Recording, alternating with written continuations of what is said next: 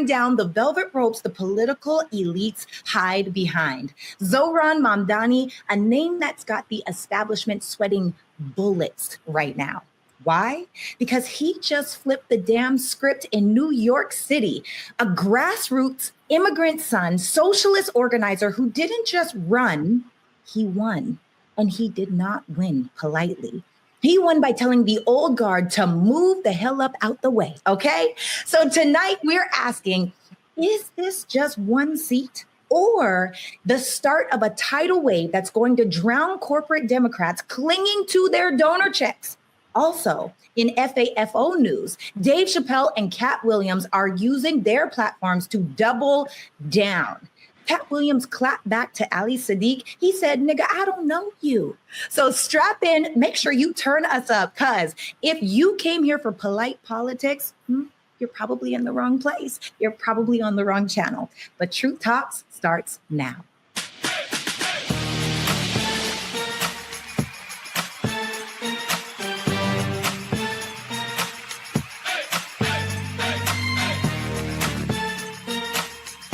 Are y'all ready to roll? Let's go. Wow, Dr. Sarah Fontenot coming in hot. Wow, Canada, stand up. How are you, my sister? It's been a minute. Are you good? I'm so good, so blessed, so happy. And I missed you guys, okay? This is my Truth Talks family. I'm so happy to see you guys. Oh, that's so nice. Welcome back, girl. Welcome back. Dr. Cheyenne Bryan is here as always. How are you? I thought Sarah was going to introduce me, but I'll take you in the meantime. What's up, Truth Avengers? It's your favorite doc, Dr. Bryant. Still don't like Torre, but let's see if you can convince me to feel a different way this episode. But yeah, I can't wait to get into some really good, unapologetic, strong opinions. That's okay. You'll win over eventually. And there's also somebody else. I haven't seen you in a while. What's your name, sir? I typically go by Torre, but you can call me Dimitri. It's a pleasure to be here. I feel great. What have you been doing? You guys look great. I've been doing a lot, I've been here and there. I've been doing God's work, wherever he pushes me is where I go. So he got me here today. Love to hear that. Let's get into it today. Number one trending truth, Katt Williams. Oh my God, the beef that's got the comedy streets buzzing. Katt Williams dropped an FAFO bomb on Ali Sadiq with 5 words that cut super deep. He said, nigga, I don't know you. Look at this. When I bring my tour, I have 5 or 6 people opening for me, and they already come with us. Ali was not one of those people. He was not traveling with us. He was not on the tour. There are no posters and billboards that Ali was on tour with Katt. That does not exist. It was just for this venue because this is the venue he had pull at, right? So he thinks as a guy opening the show that he can come out to Every Day I'm Hustling by Rick Ross and come do his set to start the show when me, the headliner, is coming out to the same thing. I'm not even at the venue. It's my people telling this nigga, you cannot come out to that, nigga. It's Katt show. And he's telling the comedians, y'all ain't even gonna be able to follow me. I come to do 30 minutes and I'm gonna kill. And like, by the time I get to the conversation, like,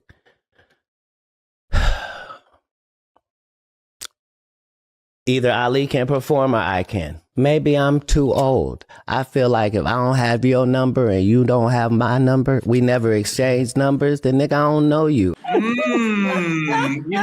Dimitri, there's comedy etiquette as far as you got to respect the headliner who's giving you that job for that night, because Ali will probably be on an open mic or some shit if Katt ain't there letting him jump on his set for that night, opening for that. But the other thing is that there's just like respect as a human being, as a man. That's my song that I come out to. So you're just gonna come out on my song? Like, that's my established thing that I do. So it's kind of disrespectful. So, I mean, like, some people might say, oh, Katt is gatekeeping, but I think Ali's going way too far here.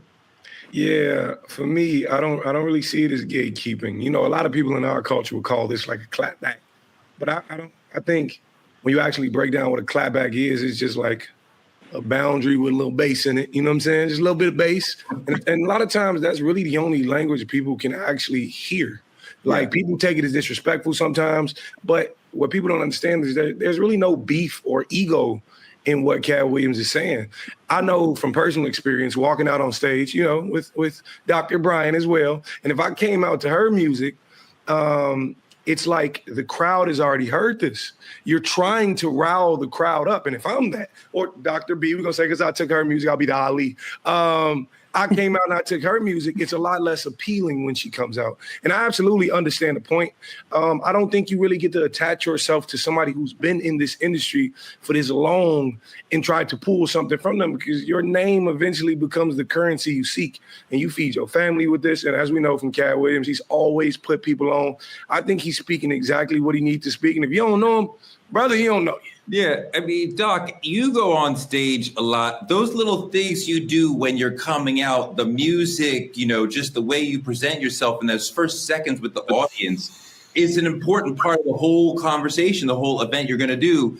So if the performer ahead of you, be it Ali or Dimitri, steals your walk-in music, that's disrespectful.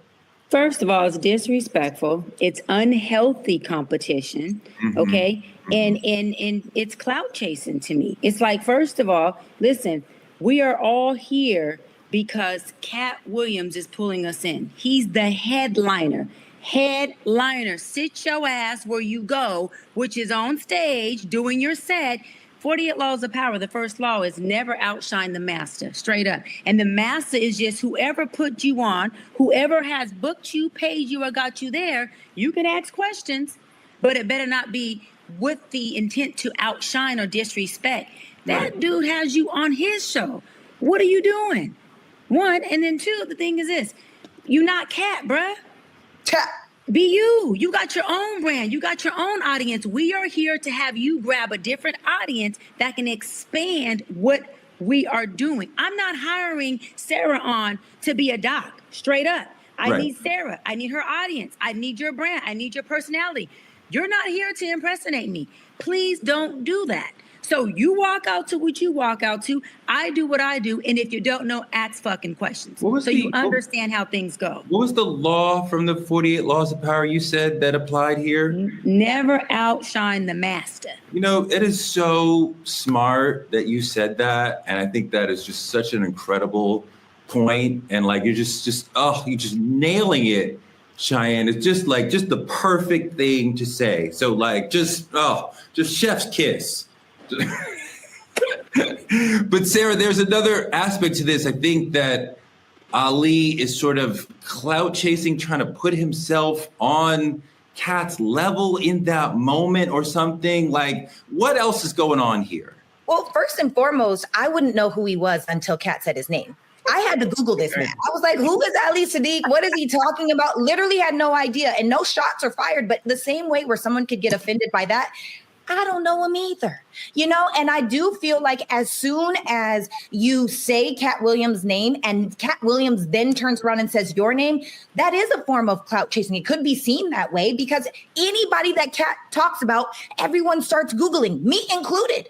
Who is Ali Siddiq? I did not know this man. And so for him to get to a space where he even almost put himself on Katt's level, I think that's a little laughable, but hey, so is life. I mean, you kind of want to Google out of the situation, but also Katt just told you, I don't rate this man. I don't care about this man. I don't know him. I wasn't at the venue when he was doing his show. I don't care about you. I don't find you funny. You just happened to be on my show one time. So even the way he's mentioning him is a way to diss people, which is not like bringing him into the conversation. It's just like, what's your name again? Like somebody said, like the ultimate diss is like, who are you? Because like I don't even know who you are. Like, what are you? Oh my God, Dimitri, is there any worse situation than when Katt Williams starts talking shit about you? You know, they say It's the greatest blessing or the biggest curse. That's what they say. Katt Williams has the ability to make your name go viral. And right now it's happening for all the wrong reasons for my boy Ali. I was familiar with who he was before this, but the thing about it is a lot of the world was not. More people know Katt Williams. And like, I think what's very important to note about this situation, Katt Williams never said it was beef. He said you can be talented. He said you can, but don't speak on my name unless one, there's history behind it or a mutual respect. And Katt say, I ain't got that for you because I don't know you. Don't call for me unless I called you first. It hurt. That hurt feelings. That hurt people's feelings. Don't test a comedy legend. He's got the mic. He's got the platform. He will shut you down.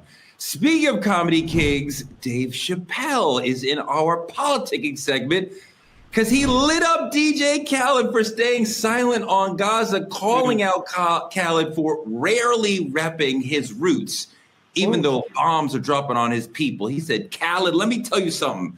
For a Palestinian, this man is awfully quiet right now. And as a Palestinian, how could you be that quiet right now? And why are you so fat?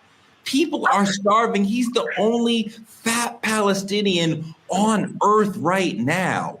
Let's take a look at one of our co-hosts and my friend Mark Lamont Hill, who cares deeply about this Palestine issue, what he had to say about this. If them speaking out on whatever issue mattered to them would mean they lose their job and would have a hard time getting another job, would they speak out? I'm a lot of people, there's some that's just, I'll find another way, I'm with it. But the majority, I believe, are going to sit there and say, no, I'm not, I can't risk that. I agree. And just to tie this up, for me, I understand it. And I think we have to be strategic too, right? I don't think everything we should be dying for, everything we shouldn't be losing our jobs for. I think we have to be tactical. I agree with that. Mm-hmm. I just feel like there's always a reason not to be courageous. And the more influence and the more power you have, the more you can be courageous, but also the more you have to lose. And so for some people, they say, you know what? I mean, at the height of his fame, at the height of his success, Muhammad Ali refused the draft. He wasn't going to go to war. He wasn't going to have a gun. They wanted him to do boxing exhibitions. They wanted him to just go around the world and travel and box in front of him. There was no risk to him. But he gave up his title in a sport that you don't get better as you get older. Right. You don't punch. I seen this slap. You don't get better at fighting as you get older. So like, he made a decision to risk it all. Because a principle mattered. Sarah, you might say that it's not fair to expect Khaled, who is not necessarily a political thinker, or any particular celebrity to carry the weight of entire people. But the Palestinian situation right now is a particularly challenging situation on the globe. These people are going through genocide. And part of the problem is not enough people are standing up for them. Not enough governments are recognizing Palestine. They don't have enough political power to stand up to Israel and America, who stands behind Israel in every war crime that they commit against the Palestinian people. So we need as many people as possible who are pro-Palestinian, like me, like Mark, to stand up and speak on these people's behalf, because they don't really have the same ability to speak to media the way that we do, the way that Khaled does.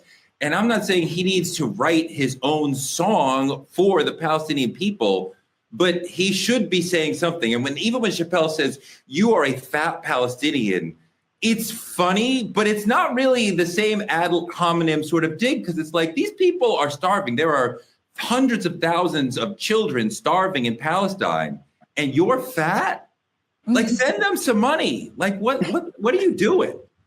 Oh, that's so challenging. And this what's happening in Palestine is so sad. And I think that there's a lot of people that don't really necessarily understand the true hurt that's ran for as long as it has, for so many decades, right? And I can honestly say, I don't even know all of the ins and outs of everything that's been happening, but I have been paying attention to what's happening in the news today. And so for me, when I think about a celebrity and what they think, I'm over here like, if this man, being in the entertainment industry, which is mostly ran by Jewish people, a lot of Israeli and Jewish people, starts to then fight back, what happens to him? And I feel like we as a people have this issue where in America, we want to fight for everything, and thus we don't fight for anything because we've spread ourselves too thin.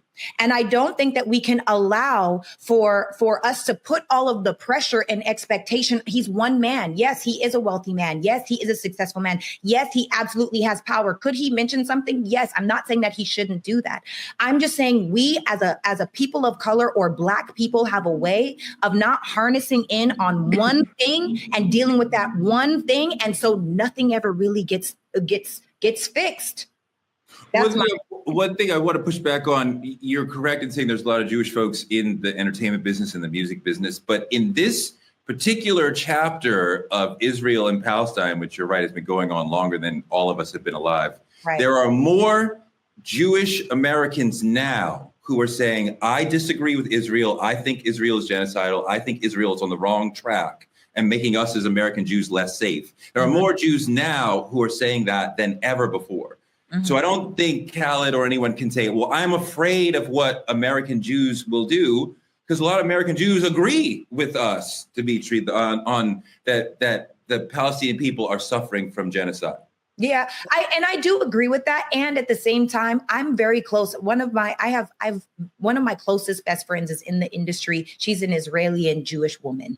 And I do know the fear that she has explained to me based off of being raised in Israel, now being here in America. And I do know that if you've only ever heard hate, if you've only ever heard fear, oftentimes that's the mindset that you adopt. And so I think it's just too easy to assume, because you have to remember, and I think that all of us could probably agree, that more people will fight for their belief than the truth. And sometimes the belief is rooted in hatred or rooted in fear or rooted in abandonment or whatever the story could possibly be. And so I think that it's really hard to tell a man to go and fight against the entire community, fight against whatever it is, saying whether it's right or wrong, when people are more rooted in the belief that they may have. And we don't know what beliefs people have instead of what might be the truth. The truth is what's happening is sad. It's terrible. I wish that it wasn't happening, but it is right now. And you don't know where people stand. Yeah, part of what you're touching on, and I want to get Doc in here, is this notion that Israeli people feel like and are told that they are the victims and that they are under attack. Which nation in the Middle East attacked Iran, Syria, Lebanon, Gaza, and I'm forgetting two of them. Israel has bombed 6 nations in the Middle East over the last year, and they're committing a genocide and war crimes and apartheid in Gaza.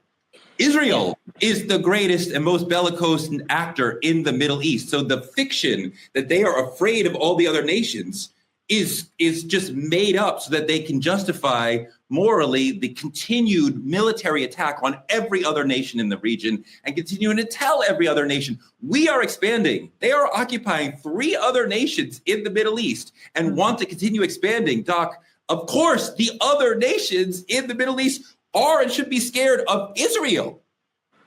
So getting back to DJ Khaled, I think that there is race, and I don't think there is race and there's culture. Race-wise, he is a Palestinian, okay? Culture-wise, he doesn't identify with that. Culture-wise, he actually identifies with the Black culture, straight up, everything about him. So I believe that there's not even anything in him that says, let me go advocate for, use my platform for, let me speak against or for. In what we're saying, his people, I believe the Black community is what he identifies with, his people. Okay. And this is why I always tell people that you have to look at the different moving parts of a person's makeup. Race-wise, I am a Black woman, Mexican and Creole. Growing up as a little girl, I identified more with Hispanic because that's a household I was in. As I became an adult woman, I identify more with being a Black woman because culturally my environment was that of Hispanic culture. So we got to look at people and say, wait a minute, okay, identity, which is culture, and race, which is or ethnicity, which is where you're born or what your bloodline is, are 2 different things. No, yes, we can try to hold them accountable by saying you're Palestinian, and so you're supposed to fist pump and do these things. But if that man doesn't identify with that, And two, what if he doesn't have culture competence on anything of what you just spoke about, Torre? What if his level of culture competence is just watching it on social media going, oh shit, Israel's bombing my people. No, So he doesn't feel like he has a dog in that fight. I think it's a really smart point that we might be expecting more from Khaled than he is willing or able to do, because this is not the culture that he identifies. I think that and you, the way you filter through yourself, I think that's a really smart point. Dimitri, what do you think around, let's stay for Doc? I love that Doc brought it back to Khaled, because this issue is so deep for me, and like the inability to criticize Israel for like years has been like killing me. And now we understand as a nation, like criticizing Israel is not anti-Semitic. So I'm like, all right, let's criticize Israel. And nothing I said was anti-Semitic, but we're supposed to be talking about Khaled, and Doc brought it back to Khaled. I appreciate that. So let's stay on the Khaled trade. And what do you think, Dimitri? You know, Doc, I love the narrative, and I think it takes a very self-aware mind to even make that observation about DJ Khaled. But I think when I think about the standpoint of what Dave Chappelle is actually trying to say is that regardless if it's identity or culture, DJ Khaled hasn't stood for anything. DJ Khaled has stood on the necks of all these people who's pushed him up in the entertainment industry. And you weren't here for Black Lives Matter either, brother. Whether it was culture Dimitri. Or whether it was Gaza, you didn't stand up for anybody. And all I'm saying is sometimes real is revolutionary. It's the reason I love Dave Chappelle for what he brings to the table. He's not here just to make you laugh. He's here to make a keen observation about reality and something that's real. And all Dave Chappelle is saying is, if we're not your people culturally, and you don't stand up for us when we matter, you're not even standing up for your race. And we've seen it with the Kyrie Irvings. And I'm not sure what her name was, but the young lady who was on Scream, I don't know if you guys remember the latest Scream, she stood up for her race and was crucified because of it. And all I'm saying is Dave Chappelle, who's known for you've seen a man turn down $50 million. He's known for standing for something. Yeah. All he's saying is we have to force our celebrities to stand for something, whether you tweeting it or whether you making a post about it, whatever. You can silently support through funding. Like there's a million different ways. Even Muhammad Ali. You get what I'm saying? And I think that's all Dave Chappelle is really trying to say is that you stand for something, or like you said, ball for anything. Yeah. We talk about this a lot with my wife that the younger generations, especially, the Zoomers, are saying, what do these corporations and these celebrities stand for? And I want to at least know where you stand. And there was a previous era, the Michael Jordan era, let's say, where celebrities said, don't let them know where you stand so you won't lose people. And now, people like Dimitri are like, no, I want to know where you stand. And if you don't stand for something, then I don't respect you for that. So at least own some position. You can't just own nothing. And we're like, so Khaled's silent on Palestine, you silent on BLM. All you want to be one of the black people, but you silent on BLM. You got to talk at some point. You got to say something.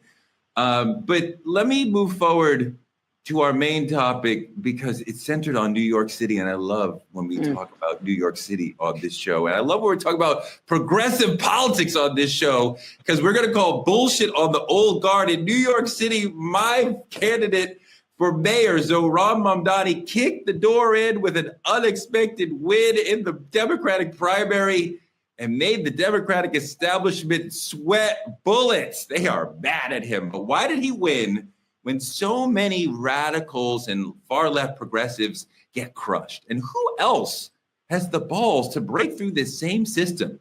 Let's look at this video about my man, Zohran Mamdani. And they didn't throw your name in the hat at first. It was just... Look, let me tell you, I was sitting in a coffee shop in Astoria. This is right before we launched the campaign. Somebody in politics showed me a poll. And I was looking at the beginning of the poll, and they were like, no, keep looking. Keep looking. And then I was there at 1%. Damn. They were like... That's what you said. Right. Yeah. How'd you make the poll rise? Pause. I think just by being consistent. Yeah. From the beginning of the race, from October 23rd, the first day, I said this was a campaign about affordability. I said this was a campaign about New Yorkers who have built this city, who are being pushed out of this city. And I said that I was going to do three things. I was going to freeze the rent. I was going to make the slowest buses in America fast and free. I was going to deliver universal childcare. And it got to the point where I can go to a rally and I can say, I'm going to freeze and the crowd will say rent. Buses fast and free, universal childcare. People know. And I think for too long, politics has become about a person as opposed to a platform. And New Yorkers see themselves in that. And, growing up in this city, so many of the people that have helped to raise me, that I've grown up with, they haven't always seen themselves in our politics. They have, they haven't voted in a lot of these elections. The last mayoral primary, 26% of Democrats voted. Look at that. See, if I said Democratic Socialist, Sarah would run screaming from the room. But when I say free childcare, free buses that move quickly. Look, one of our Truth Tellers super fans had this to say. Newton Ray, thanks for the super chat. The system is collapsing. Life is too unaffordable. And all politicians say is that we are lazy for not having 3 jobs. We are burned out. So when you see someone like Zohran Mamdani with real progressive ideas to help working class people. When we talk about he wants to have grocery stores that are basically owned by the city or the state that are going to get people lower prices. This does not mean taking over grocery stores, but adding them, free buses, childcare. These are all things that are going to help the working class, right? Freeze the rent. This is all about the working class.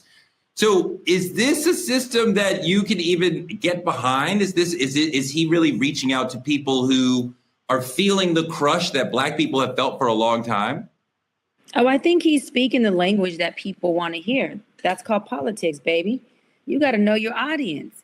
You got to understand that cost of living is high. So yeah, let me talk about making sure that I freeze or lower the rent or affordable housing, right? You know that, the working class happen to be parents, many single mamas, or even give single fathers their flowers as well, who do need free childcare. Okay, so these are things that, as an elected official, especially at the city level, or the state level, as far as mayor, to talk about public safety. There's certain things we know to talk about at certain levels of politics. I'm not saying that he's not going to deliver them. I hope he does. But I also love what he said when he said politics had become about people, not about the people, not about not about legislation, not about policy. Okay, these are celebrities who are politicians who are trying to be celebrities. They want name recognition. They want a brand. They're not in it to say, let me make legacy so that I can have results on the people I'm serving. A political position, elected official, is a service position. And how many people, like he just stated, are in it to say, hey, look at me, right? I want a photo op. I want to be a celeb. I want to be able to have people name drop my name when I'm in places. I want the entitlement that comes with saying I'm elected official. Somebody wants me. I'm in office. And so I hope that he can, and he's not just politicking to the people, because a lot of politicians do that, Torre. You learn your audience. Listen, I was going to run for city council and then run for mayor of LA. And the first thing my campaign team was, we got to learn our audience. We have 51% of Hispanics here. We got to talk to the Hispanics, Doc. No, we have to talk to people. We have to talk policy. We have to talk to the people we're going to serve. We can't just talk to one group because they are the masses, although we do need their vote. So it's a thin line. Sarah, what do you think about what Mamdani's victory says about what's going on within the Democratic Party and the old guard not being able to really serve the people in the way that it used to? Because he beat Andrew Cuomo, which is, the Cuomo name in New York politics is gigantic. So this was a massive upset. Yeah, I think he's like Dr. B just said, he's speaking the language of the people. And more so, he's being so intentional, because notice that he was having that conversation on the Breakfast Club.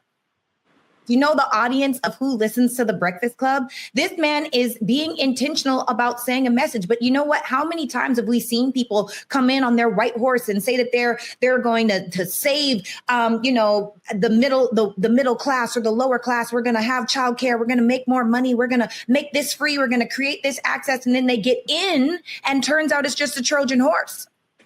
How many times are we going to get duped from the beginning? So honestly, I don't know that I can necessarily believe everything that he's saying. Honestly, the first thing I thought of, he's saying this on the Breakfast Club. I'm like, oh, this man is intentional. This man is calculated, and this man is strategic. And one thing about Black people, we're passionate. We are a very passionate people, and I feel like that might be a big part of it. Well, and Sarah, Black folks call shit out. That's one thing we are good for. We will call each other out. We will call your ass out, and we will let you know this is a wolf in sheep clothing. And I'm not the sheep that hears your voice. Right. When it comes to leadership. And I love that you mentioned he's on Breakfast Club because that's knowing his audience. Breakfast Club has a very, very unique audience of who's listening to him. Now, again, I hope that this he looks like a young man to me. This young man delivers his promises and is not just another politician, because people, especially Black folks, people or minority folks, we are really, really, really battle fatigued with hearing promises and really getting under deliverance. And it's messed up. One of the parts of the Mamdani campaign that I don't know if folks understand this if they're not in New York is that he was repeatedly asked about Israel, and he would get asked questions that go deep into like, well, does Israel have the right to exist? Which I'm like, why is the New York City mayoral candidate being asked questions about, you know, the state of Israel, right? I mean, like, Jewish New Yorkers are absolutely within his purview, but he answered these questions in the very thoughtful and pro-Palestinian way, wanting to hold Israel accountable and yet never saying anti-Semitic things. And this was very threatening to a lot of people, but he understood this is how he really feels. But also the Democratic Party has shifted from pro-Israeli to pro-Palestinian. So he was right part of that wave. And there's a big separation, right? Because a lot of the Democratic elected officials are not there yet. So we're seeing Hakeem Jeffries, right? The big Democratic congressman from New York, not yet endorsing. We're seeing Kirsten Gillibrand, one of the senators from New York, not endorsing. Chuck Schumer, senator from New York, not endorsing, right? Partly because AIPAC and the Jewish lobby is so much a part of what makes them successful. So we're seeing a lot of Dems, big Dems, not giving their support to him, threatened by the progressivism, but also the pro-Palestinian nature of his entire campaign. So how far do you think the establishment will go to stop him, or will they eventually say, okay, let's support him? You know, I think that's a problem in itself. That's always been a problem in itself. I think for me, right, to see someone from the block, and I ain't saying he from the hood, I ain't saying, but like finally get a seat at the table, right? It's less about winning than it is about changing the game. You can get in. They may let you in. Okay, we won by the grace of God, but how many times does it get flipped over, or do we end up with the donors? Like, you start off with the people, but somehow you end up with the donors. Somehow you got bought out just like everybody else. And I think that's what I take away from this all. That's the biggest note. I think I love what he's saying. He said things like the world doesn't need billionaires or something to that degree. And I think, listen, I'm with you when you're right, but my problem is we clap so loud when we finally get there that we stop holding them to these expectations. These people get bought out quickly. So all of these things and all of these rallies and everything, he got people yelling here and there, it quickly turns over. And we've seen it. And I ain't going, there was only Obama got in, and we were so grateful Obama got in the presidency. But then the moment he got there, he couldn't do much. They wouldn't let him do it. We changed the healthcare system in America, Dimitri. So we didn't. He did a lot. So he did a lot. That was massive. It was, and I'm not to discredit, you know what I'm saying, what he did do, but there was a lot more that needed to be done. There was only certain rules he could oblige by. And I think that's the biggest point. You have to play their game unless you flip the game over. Right. And this is my thing, though. When he's saying we don't need billionaires, See, this is the problem that I have with Dems, because they want to spoon feed people and tell them they don't need money. But let me tell you what it takes to put the food in the spoon that you're feeding them with: money, because money creates resources. So again, now you're feeding a group of people a false narrative by saying, I'm going to freeze the rent. I'm going to offer free childcare, which is great. Not against it. Hold on. And then I'm also going to figure out how I can do these other free things. Free stuff comes from government assistance. That's still spoon feeding our community. At what point do we help our community get the spoon dip it in a pie and feed themselves, which is called interdependence. And so again, that is an issue when it comes to the Democratic Party, where I do see Republicans saying, wait a minute. I understand help and assistance, but damn it, at what point do we teach the people to not just get to the well, to drink the water, become ownership of the well and the water, and then start up this strategic generational wealth and political strategy so that we don't have to try to get people to move us into position. We have a strategy and a collective where we know who's next in position. I have a big problem when people dissipate the main thing that creates resources, y'all, which is money. Wait, hold on. You're conflating two things that he's not talking about. We don't have a problem with money. We have a problem with the hoarding of wealth. Billionaires are hoarding wealth and thus keeping the mass of community, a mass of people poor, below working class, right? I think it's like 95% of the wealth is held by like 1% or 3% of the citizens. Like that is massive income inequality. And it's not about, we don't want money. It's that having a tiny number of people who do not pay their fair share in taxes, hoarding the wealth and making money through, instruments rather than, investment instruments rather than working. They're not hiring people. They're not making the economy better. They are a cancer on the economy. Go ahead, Doug. Hold on. You said something okay, Torre. So now you prove my theory. It's not about not needing billionaires. You just said the fucking plan. We need to tax them differently. We need to make sure they're investing their billions in a different way. We need to make sure that if they are doing business in any community, how are they contributing to that community? How are they making an investment for the betterment of the collective of that community? How are they donating or contributing to the programs of these government assistance? If we're going to give free healthcare, if we're going to give free childcare, it's what you said. We do need people with money. We just have to make sure that we hold a different tax bracket, a different accountability, and different bylaws is the wrong word, but rules and regulations around how and what is done. Not with their money in their household, but with their money when they're in our communities. Okay. That's exactly what. But wait, we cannot say we don't need people with money. What are we talking about? No, but money creates a great quality of life. Money creates policy. It creates legislation. It creates healthcare. It creates food. It creates resources. We can't do without it. But you just said it. Hold on. Don't backpedal. We need to make sure we're holding billionaires accountable so the wealth isn't being something that's concentrated in one area. But I'm sorry, I'm not going to sit here and say we don't need resources because we don't need money because resources take money. I'll wrap on this. I'll wrap on this. You can never be broke enough to help a poor person get rich, and you can never be sick enough to help a sick person get healing. That's not how it works. I don't know what that means. Money. Of course you don't know. I wouldn't expect you to know what that means. Money creates legislation. That is absolutely correct. The 1% controls the political system. They create legislation that helps themselves. They are not creating legislation that is benevolent, that is helping the masses of people, and certainly not ever hurting themselves. The 1% that we're talking about control the political system, and everything that happens legislatively and financially is for their personal benefit.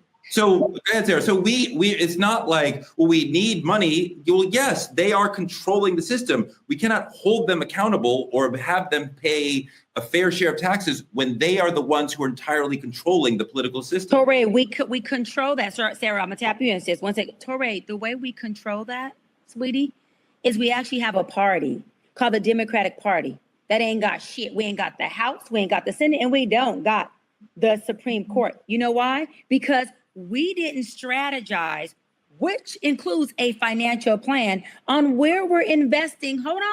Our Democratic coins for certain legislation and policies, as well as who we are going to put in office, Torre. You have to have people in, Torre, you have to have people in position to be able to vote on legislation. It's not that Republicans, you're completely misunderstanding the system. It's not that Republicans are controlled by the wealthy and Democrats are for the people. The Democrats are also controlled by the wealthy, both parties, all legislation out of both parties is controlled by what the 1% wants. You're proving my point. You're proving my point. To be for the people, but they actually, the wealthy never have legislation happen that they wouldn't want to happen. That would never, ever happen. So we're never going to be taxing them or holding them accountable. They control the system. Go, Sarah. Yeah, so I think the actual issue, while everyone is arguing about Republicans and Democrats and conservatives and socialists and all of these different things, the problem is that the message that these people have continued to pacify a victim mentality. And the problem with the victim is they're always seeking a savior. And so if you think of the people where all you have to say is the buzzwords, the clickbait of, we're going to help you with childcare. We're going to, make transportation free for everyone. We're going to freeze your rent. These are all things that are not actually solving the issue of making someone an interdependent human. This is a way for us to make sure, because I heard you say it, Touré, probably 15 times in this conversation. They are the problem. They are the billionaires. They are the this. They are the that.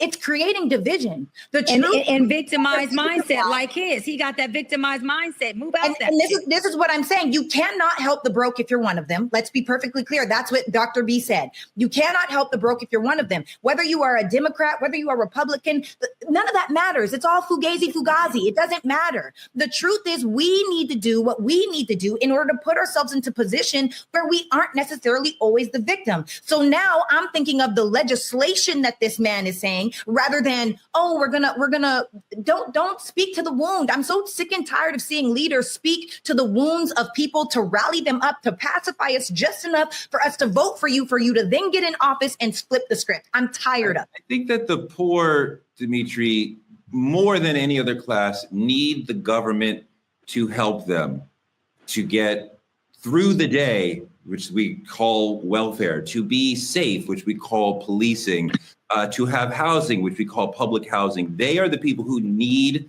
help from the government more than people of other classes, right? The upper class can use government to get where they want to go, but the working classes need government's help. That doesn't mean they're victims. They have problems and government can help solve them. Free childcare is a massive thing for many. That's a good thing. Who are be able to work and work farther away from home when the city is taking care of their health, their childcare, right? So we already said that. We agreed on that. We all agreed that free childcare, I don't care what your socioeconomic status, everybody needs childcare, whether you're paying for it, if you can't afford it. Yes, we all already agreed that in healthcare should be free. That's a human right. We get that. Here we go again, Touré. It's us against them. I'm with you when you're right, brother.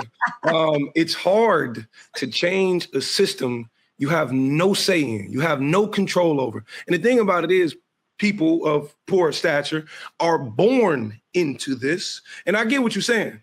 I hear you guys, but if the rich is making the rules and saying what the taxes need to be and who pay what, because you have a say in this government, you view the government as a friendship.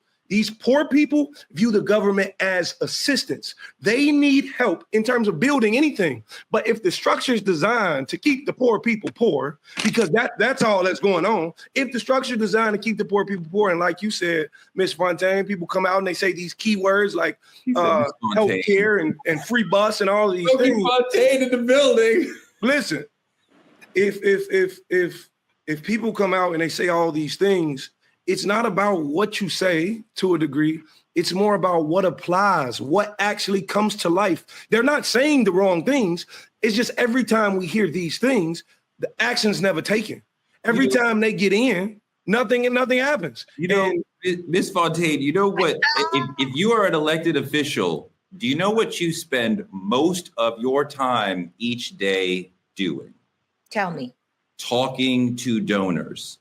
And you can't do that from your office so if you are in the House or the Senate, you have an office in the Congress, right? So you can run to the floor, but you cannot make money calls there. So you have to leave and go across the street to a DNC or RNC building where there you can call rich people. You spend most of your day doing that. So then you see where someone like Mamdani, who is a disruptor, who is trying to play the game differently may run into a challenge when he gets into the flow of being an elected official. And you spend time solving problems, but you also spend a lot of time with donors talking to them about what do they need so they can give you money. This is one of the ways that people become corrupted as time goes on. And there are certain people who rise above that. I think AOC and Bernie Sanders and Elizabeth Warren are people who rose above that. It remains to be seen if someone like Mamdani, who can keep his radical edge once he's inside the system that he wants to change. I hear you. I hear what you're saying. There's a difference between help and handicap. That's it. There's a difference between help and handicap. You know, I can take full care of my child up until my demise and then leave them more financial and resource care, and they can become someone who is just well taken care of, but they become handicapped because of my help. And what happens when you handicap someone is just that. They become disabled. And that disability, by helping without teaching and giving a strategy and resources and giving a torch, you end the help that is meant to assist for a long-term plan. And so I'm not against government assistance. I'm not against people getting help. What I'm against is getting lifelong help. What I'm against is people continuously having baby after baby after baby because they know that child creates check after check after check. What I'm saying is, Touré, you can look all you want. Hold on. 1983? What are we doing right now? Hold on. I'm doing exactly about? this. I'm not done, Touré. Please don't deflect because you can't take the message. Hang What in there. are you You have your talking chance about, to talk. though? What I'm saying is, people are just having babies for a check. Help and handicap is two different things. Is what I'm trying to explain to you. Helping, and when you're talking about politicians having to speak to the donors majority of their time being in office, and then having to have the balance of being a service person because they're in a service position, that's how pay to play comes into play. Because they're sitting there trying to figure out, how do I appease the donors who are contributing to me so that keeps the wealth and the plan and them serving only one group of people, to your point.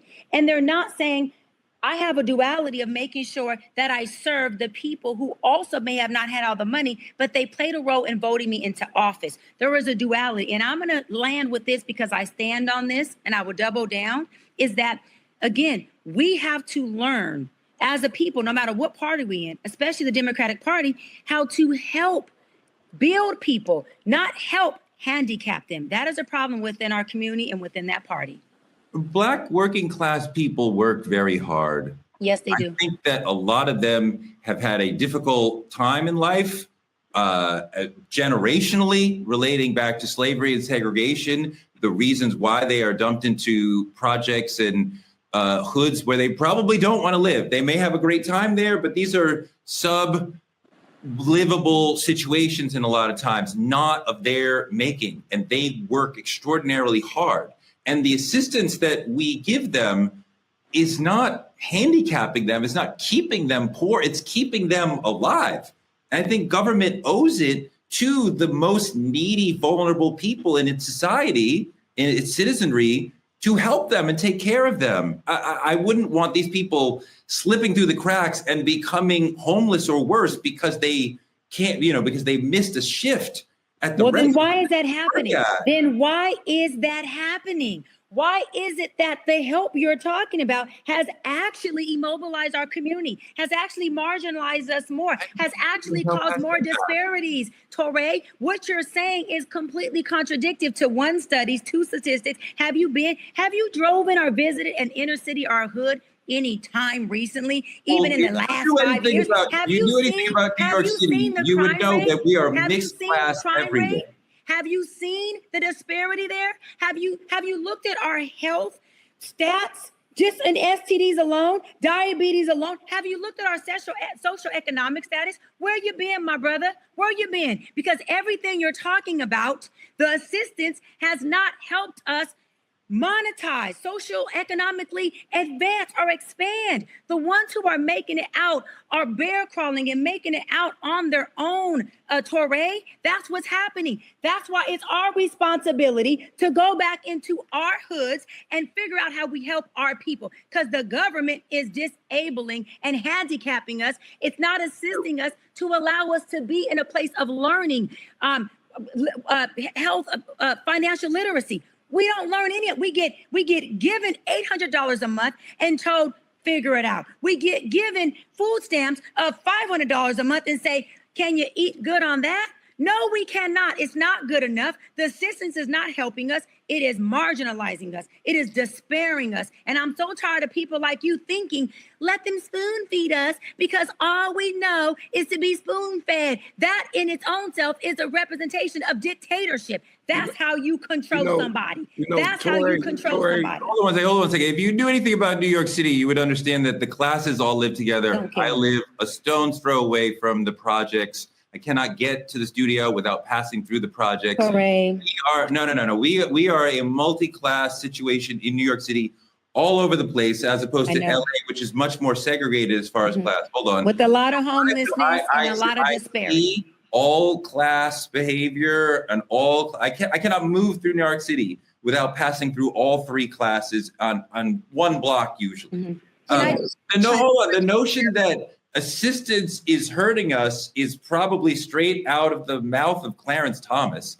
That is absolutely not true. How could you, a people who deserves reparations, how could you argue that we don't deserve assistance from the government when we could demonstrate I am poor? And I believe I didn't say we don't deserve assistance. I said we don't deserve assistance. Are there You're not going to put words in my mouth. I did not say we don't deserve assistance. I said we don't need assistance that handicaps us. You're not going to semantics my words. That's not what I said. Help is okay. Handicap is not. I stand on that. I don't know what that means. Nobody knows. So let me just dive in here really quick. So I personally, and I know I'm the conservative thinker in the group, but I personally think that a lot of the language, and I'm even hearing it right now, a lot of the language is a victim mentality. And the problem with the mentality is it takes something crazy in order for it to change. I personally believe that if you are a healthy, able-bodied person, it is a cop-out for you to rely on, because the problem is good is the enemy to great. Right. And so the problem we're going so off topic, and this is what we do. We don't stay on topic. We don't stay focused so that we make sure that Zohran, when he comes into office, if he comes into office, that he actually delivers on the problems. How about we get wealthy Democrats there are so many wealthy Democrats that are giving him money, that are not trying to manipulate him for power, that are not trying to take advantage of the system, that are not trying to pacify the victim mentality people. Because the truth is, Touré, whether you want to acknowledge it or not, do people have terrible circumstances? Yes. Is poverty real? Yes. Is gang violence real? Yes. Is crime real? Yes. All of these things are the truth. And the truth is, the more that we focus on that instead of focus on the change, we will never get to the change. You continue to perpetuate what you feel most passionate about. So if you're passionately saying, I deserve to have assistance, I deserve to have help. Yes. Okay, great. And also, what's the exit strategy? There are so many people that are saying, you know what, this is hard. Well, okay, I need a person in my life that says, yes, this is hard, but what are we going to do about it? And we don't do enough of that in our community. We stay pacified. We allow them to see a little bit of the changes that they're making inside of our lives, or the little bit, like, you think $800 a month is going to change somebody's life? Oh my God. No, hold on. Wait. Please clip that. Wait. You will not be able to go online. Oh my God. I've been quiet. Yes. Hold on. Are you kidding? I'm not kidding. Hold on. Wait. You think $800? $800 make a difference? Listen. Oh my God. Touré, listen. Dimitri and Touré. You said it already. Wait. No. I've been so quiet. I've been so good. Go after me. This is what I'm saying. $800 a month, right? If you're getting $800 a month, and that is all of the income that you're getting, and that is all that you rely on, like Dr. B says, that is a handicap. That is completely different. So the government shouldn't give you money? No, I'm saying if all you do is rely on $800 a month, do you think $800 is going to allow us to have a Black economy that can make a difference for us as a Black people? No, that is a selfish way of living. That's not a way of actually helping you to make an actual difference. If you're only thinking about you, is it not selfish? You know, I've been sitting here quiet. I've been sitting here quiet the whole time. Way back when Dr. Brian asked, Touré, have you visited the hood? I visit the hood. I frequent very, very frequently. And the thing about it is, I think what You said with $800, it's not going to change your life, but it does help you feed your children. True. Help you get to where you need to go. True. It does keep your lights on. There's a lot of things I think we missing. $800. Where do you live? Hold on, wait. I was quiet. Hold on, wait. Let him go. $800 to you, to everybody on here, is a different $800 than somebody in the hood. Two completely different value and amounts of money. $800 to them is a lot of money, especially when you can't get a job, especially when you can't get to your job, especially when you can't put food in your child's mouth. It means something different. And for the government, right, to throw $1 million, $1 trillion, $1 billion at people who already have it to sustain. And you telling me people in the hood don't deserve it. That's greedy. That's selfish. For them to be using the exact same dollar that somebody else up hot 1% in office is you. That's insane talk to me. And I think the idea of it, when you actually speak to people in this 1%, they're going to preach that exact same narrative. They're going to say the exact same thing. Victim mentality. Do you think that people in the hood and Newton Ray said life is too unaffordable? Politicians say we're lazy, got to have 3 jobs. Dimitri, do you find that people who are on assistance are lazy or handicapped by that assistance or damaged somehow by getting assistance from the government? No one said damage. No one said lazy. Wait, because I got to hear that. No one said damage. And we didn't say they don't deserve it. That's not what we said. Let him talk. I know some of the hardest working people living in Section 8.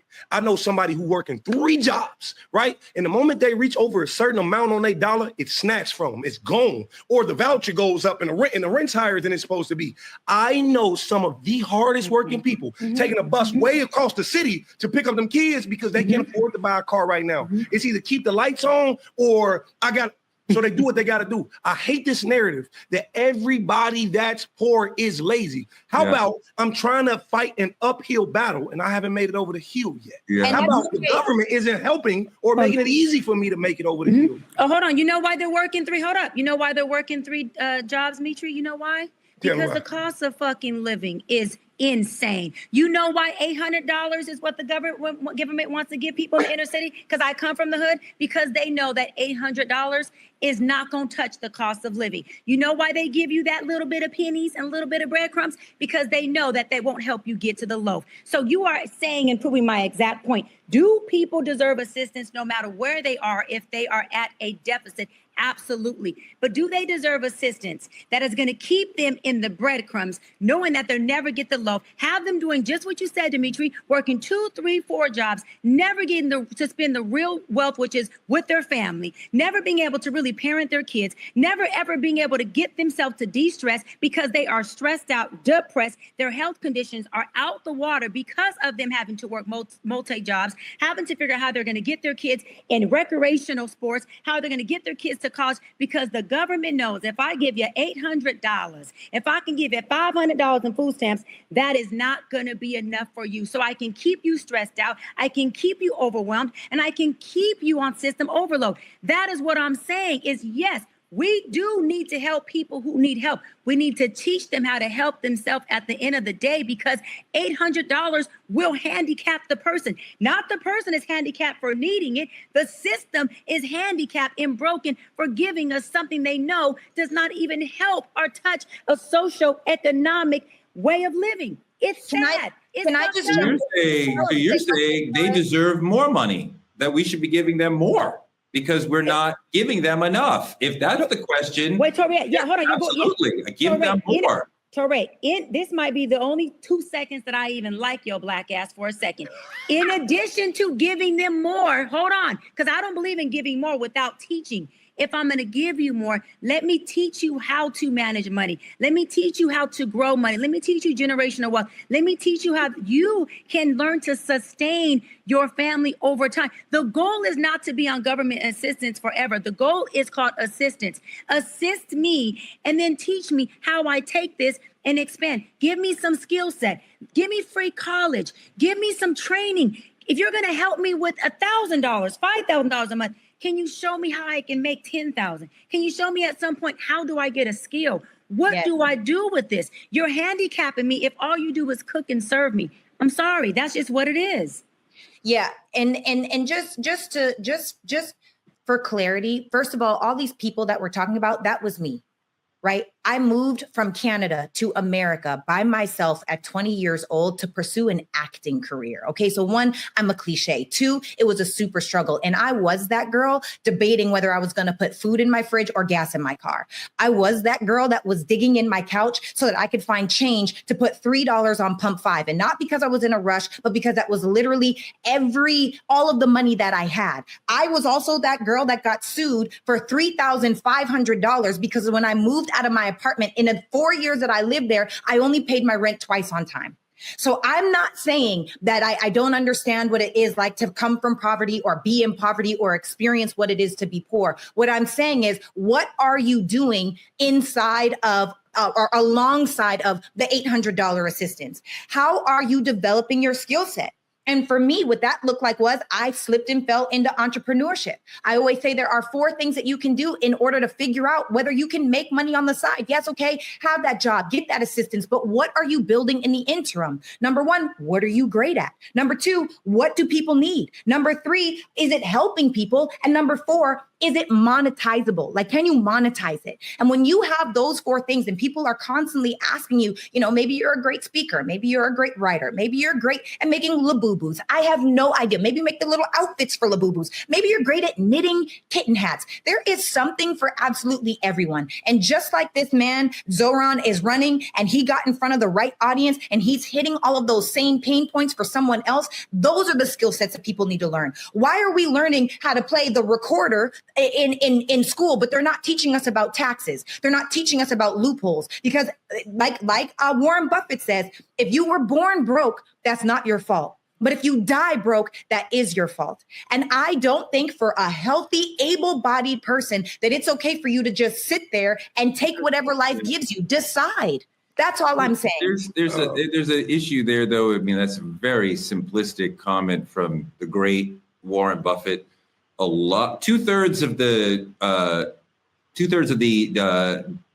bankruptcies in this country come from medical catastrophes. Mm-hmm. People had insurance, but something medically happened to them that destroyed their body to the effect that it destroyed their bank account. Yes. Nobody could be prepared for that.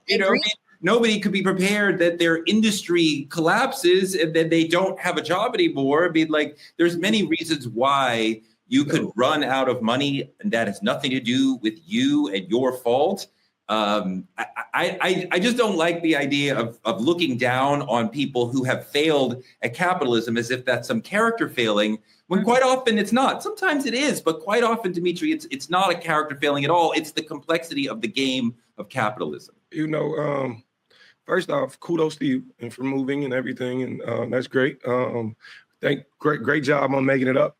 But there's a lot of people who can't afford to do where you started.